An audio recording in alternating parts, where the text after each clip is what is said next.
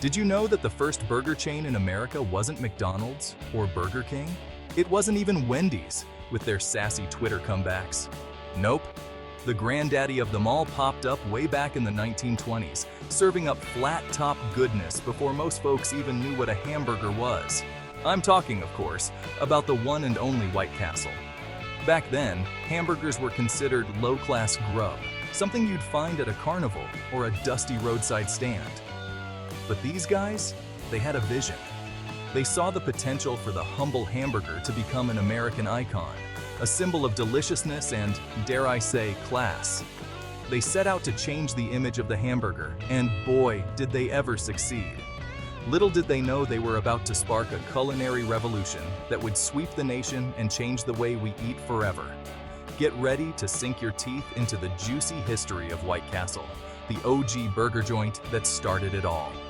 From their tiny square sliders to their innovative assembly line kitchen, White Castle was ahead of its time. They were the first to standardize their food, ensuring that every burger tasted exactly the same, no matter where you bought it. And let's not forget their iconic white buildings, designed to look clean and inviting, a stark contrast to the greasy spoon joints of the day. So next time you bite into a burger, remember the pioneers who made it all possible. White Castle, we salute you. The masterminds behind this burger behemoth were two enterprising fellas by the names of Walter Anderson and Billy Ingram. Now, Walter, he was the burger brain.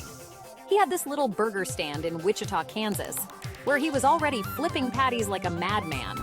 Billy, on the other hand, was the business whiz. He saw Walter slinging those burgers, saw the lines snaking down the block, and he thought, this, my friend, is a gold mine. Together, they formed a partnership that would change the face of fast food forever. They pooled their resources, their talents, and probably a whole lot of ketchup and mustard. And in 1921, White Castle was born. The first White Castle wasn't much to look at. It was a modest structure, almost unassuming in its simplicity. It was this tiny little building in Wichita, Kansas, nestled among the bustling streets of a growing city.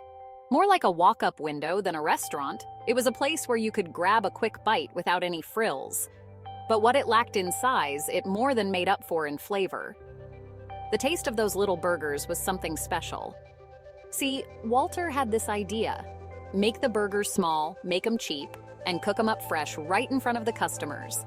It was a simple yet brilliant concept. Back then, this was revolutionary stuff.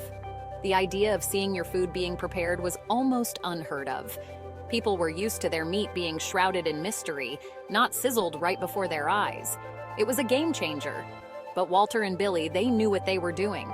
They had a vision and the determination to see it through.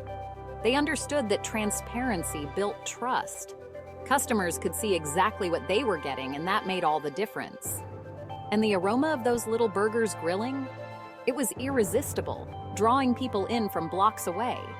Well, that was just good marketing. The smell alone was enough to stop folks in their tracks and have them digging for nickels and dimes. The smell alone was enough to stop folks in their tracks and have them digging for nickels and dimes. It was a sensory experience that people couldn't resist. That first White Castle was a smash hit, and it wasn't long before they were opening up new locations all over the place. The humble beginnings in Wichita soon blossomed into a nationwide phenomenon.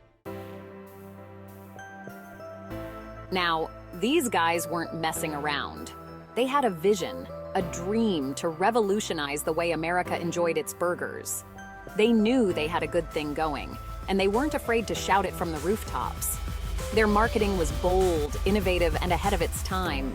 They built their restaurants to look like miniature castles, all white and gleaming like beacons of burgery goodness. These unique designs made them stand out in every neighborhood. I mean, you couldn't miss them. Their presence was unmistakable, drawing in curious customers from all around. They even went so far as to publish pamphlets about how healthy and sanitary their burgers were. This was a bold move to gain the trust of the public. Remember, this was back when people were still a little iffy about ground beef. Concerns about food safety were rampant, but White Castle's commitment to cleanliness and quality helped put those fears to rest.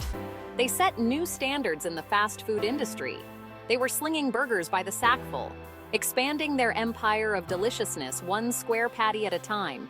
Their efficient service and tasty burgers kept customers coming back. By the 1930s, White Castle was a national sensation, with hundreds of locations across the country.